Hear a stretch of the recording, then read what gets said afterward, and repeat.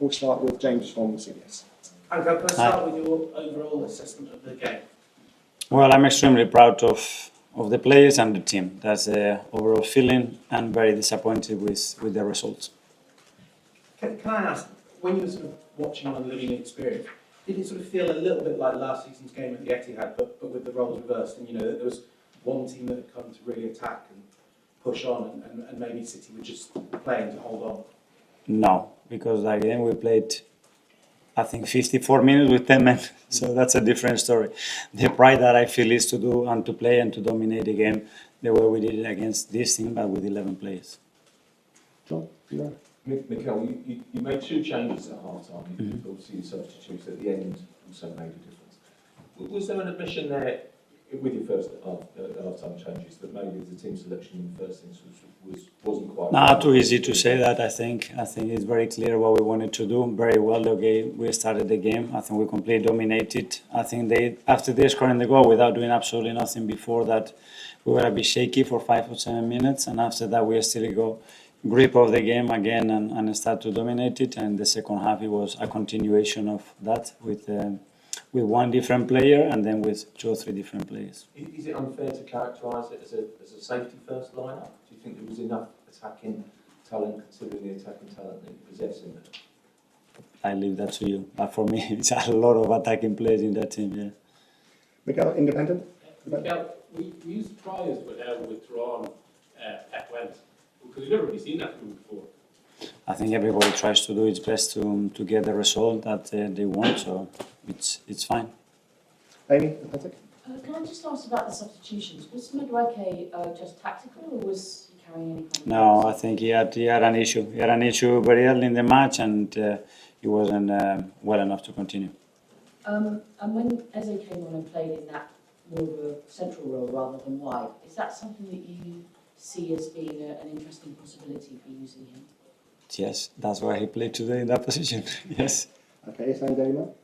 With Donnarumma, obviously PSG in the Champions League last season, he caused you guys a host of problems. Today, he played well again, I thought. Yeah. In terms of his play, what did you make of him, especially on set pieces where he punches the ball? He's so dominant in the box, and every ball that is in and around the 6-yard box, his timing, the way he executes the action is super efficient. It's very difficult, and today again he made some very important contributions not to lose the game. And with Martinelli, were you tempted to possibly bring him on earlier in the game?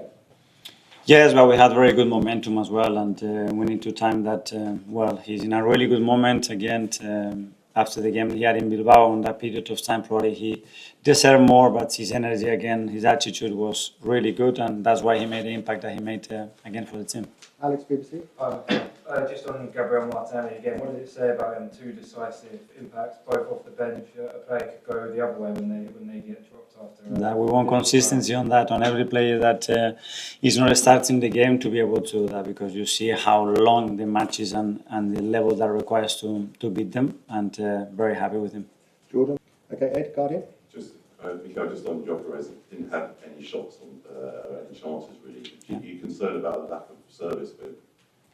Well, there was a lot of very good balls in the box, especially I remember 3 of them that he was very, very close to doing against City. To have very big open chances is extremely difficult.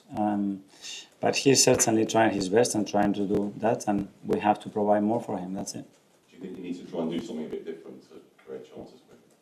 For him? Yeah, than what you're doing. Well, there were a lot of situations that the chances were there, and then especially the final pass was missing today. In many moments, I was very, very, very open.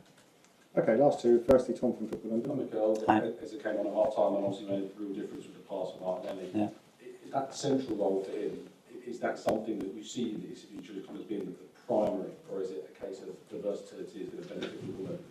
Yeah, he does, and today he played a little bit more shifted to the right, and it was a reason for that when he plays shifted from the left, whether he's as an attacking midfielder, as a winger coming to that space as well. He's someone that is very, very efficient and very creative. We know that, that's why we brought him, so we're using him in different spaces. Okay, finally, David from Consider Telesport. Hi. You also had more options on the bench compared to last season, for example. How much is important for you to understand which one is the right one for the moment you are using? Well, it's a lot of factors. Obviously, the first one is the their performance level at the emotional state that they are in. That's one. And after that is what we believe is the best thing in relation to the opponent and the type of game that we predict. And after that, there is as well chemistry and relationships that make each other better, and we need to understand it. Okay, guys, thanks very much. Thank you.